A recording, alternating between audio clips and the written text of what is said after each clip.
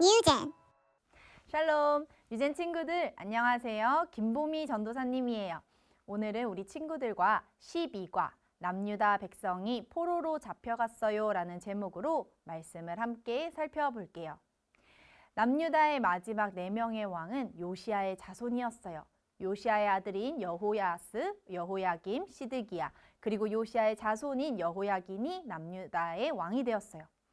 여호아스는 왕의 자리에 오래 있지 못했어요. 하나님이 싫어하시는 일을 많이 했거든요. 그러자 이집트의 왕이 쳐들어와 그를 포로로 잡아갔어요. 그리고 이집트의 왕은 금과 은도 빼앗아갔고 여호아스의 동생 여호야김을 왕으로 세웠어요. 여호야김도 남유다의 왕이 된 후 악한 일을 하기는 마찬가지였어요. 그러자 바벨론 왕이 쳐들어와 여호야김을 포로로 잡아서는 바벨론으로 끌고 갔어요. 바벨론 왕은 하나님의 성전에 있던 물건들을 가져가 자기 나라의 신전에 두었어요. 여호야김이 바벨론에 끌려가고 그의 아들 여호야긴이 남유다의 왕이 되었죠.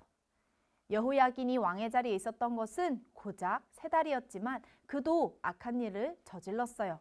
바벨론의 왕은 사람을 보내 여호야긴을 바벨론으로 잡아갔어요. 그러고는 여호야긴의 삼촌인 시드기야를 남유다의 왕으로 세웠어요. 시드기야 역시 자기 형제들처럼 악한 일을 저질렀죠. 남유다 백성들도 왕을 따라 악한 일을 행했어요. 예레미야 선지자가 시드기야에게 하나님이 벌을 내리실 것이라고 경고했지만 그는 듣지 않았어요. 하나님은 남유다 백성이 계속해서 죄를 짓고 하나님께 순종하지 않자 화가 나셨어요. 하지만 하나님은 백성들을 사랑하셨어요. 그들이 하나님께 돌아오길 간절히 바라셨죠. 그래서 선지자들을 보내 계속 돌아오라고 말씀하시고 벌에 대해 경고하셨어요. 그러나 백성들은 귀를 기울이지 않았어요. 마침내 남유다 백성의 죄를 벌하실 때가 되었어요. 하나님은 바벨론 왕이 군대를 이끌고 남유다를 공격하도록 허락하셨어요. 전쟁으로 많은 사람들이 죽게 되었어요. 바벨론 왕은 하나님의 성전에 있던 모든 기구와 모든 보물을 바벨론으로 가져갔어요. 그런 다음 성전을 불태워버렸죠. 바벨론 군대는 예루살렘을 둘러싼 성벽을 모두 허물로, 왕궁도 다 불태워버렸어요. 그들이 가져가지 않을 것들은 모두 다 부수어버렸죠. 살아남은 사람들은 바벨론으로 끌려가 노예가 되었어요. 하나님이 예레미야를 통해 경고하신 모든 일들이 그대로 일어났어요. 사랑하는 유젠 친구들, 남유다 백성은 하나님을 사랑하지도 않았고 하나님의 말씀에 순종하지도 않았어요. 하나님의 법을 무시했고 가짜 신들을 섬겼어요. 끊임없이 경고를 들었지만 조심하지 않았죠. 하나님이 그들의 죄를 벌하신 것은 당연한 일이었어요. 하나님은 거룩하시기 때문에 죄를 그냥 둘 수 없으시거든요. 남유다의 죄 때문에 하나님은 그들을 바벨론의 포로로 쫓겨나게 하셨어요. 하지만 이렇게 벌을 받고 끝이 났을까요? 아니에요. 하나님께서는 백성들을 포로 생활에서 돌아오게 하실 계획을 갖고 계셨고 또 우리를 영원히 죄에서 구원할 계획도 있으셨어요.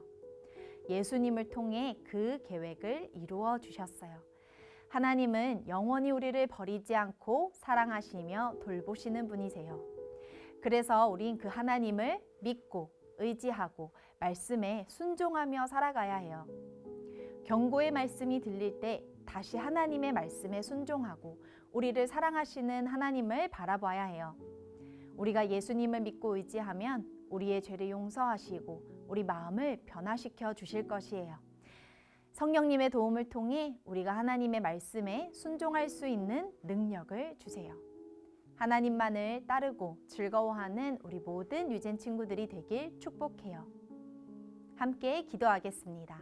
하나님은 거룩하고 선하시며 죄를 미워하십니다. 예수님을 믿고 의지하며 우리의 죄를 고백합니다. 우리를 용서해 주시고 우리에게 새 마음을 주세요. 날마다 하나님을 사랑하는 마음이 더욱 커지고 기쁨으로 하나님께 순종할 수 있도록 우리에게 힘을 주세요. 예수님의 이름으로 기도합니다. 아멘. 오늘 말씀을 기억하며 잠시 생각해보는 시간을 가지겠습니다.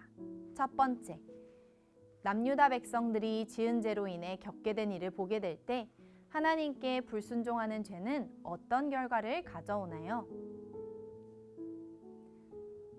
두 번째, 우리를 구원하시기 원하시는 하나님의 신실한 계획이 어떻게 이루어지게 되었나요?